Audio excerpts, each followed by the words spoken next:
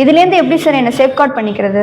நான் சொல்ல போகிற இந்த சிம்பிள் ஸ்டெப்ஸை ஃபாலோ பண்ணாலே ட்ராவல் இண்டஸ்ட்ரியில் நடக்கிற ஸ்கேம்லேருந்து நீங்கள் ஈஸியாக உங்களை சேஃப்கார்ட் பண்ணிக்கலாம்.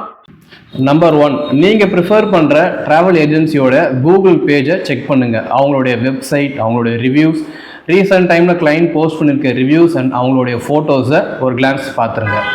Second, GST check. நீங்கள் ப்ரிஃபர் பண்ணுற ட்ராவல் ஏஜென்சியோட ஜிஎஸ்டி நம்பர் கலெக்ட் பண்ணிக்கோங்க. கூகுளில் gst.gov.in அப்படின்ற வெப்சைட்டில் போயிட்டு அவங்களுடைய ஜிஎஸ்டி நம்பர் என்டர் பண்ணிங்கன்னா ஜிஎஸ்டி ஆக்டிவில் இருக்கா இல்லையா, கடைசியாக எப்போ ஜிஎஸ்டி ஃபைல் பண்ணியிருக்காங்க டீட்டெயில்ஸ் வரைக்கும் நீங்கள் செக் பண்ணிக்கலாம். இது மூலிமா இந்த ஏஜென்சி ஆத்தென்டிகேட்டடா இல்லையான்றது உங்களுக்கு வெரிஃபை ஆகிடும்.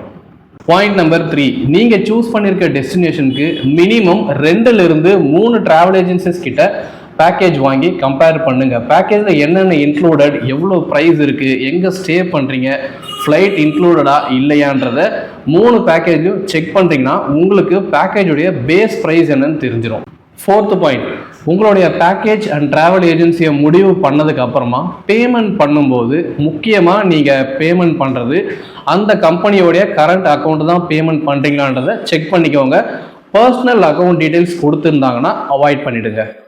5th பாயிண்ட், உங்களுடைய travel agency flight ticket copy உங்களுக்கு கொடுத்ததும் அதில் இருக்க பிஎன்ஆர் நம்பரை நீங்கள் எந்த ஏர்லைனில் ஃப்ளைட் டிக்கெட் புக் பண்ணியிருக்கீங்களோ அந்த ஏர்லைன் வெப்சைட்டில் போயிட்டு ஒரு தடவை செக் பண்ணிக்கோங்க. Thank you for the explanation sir.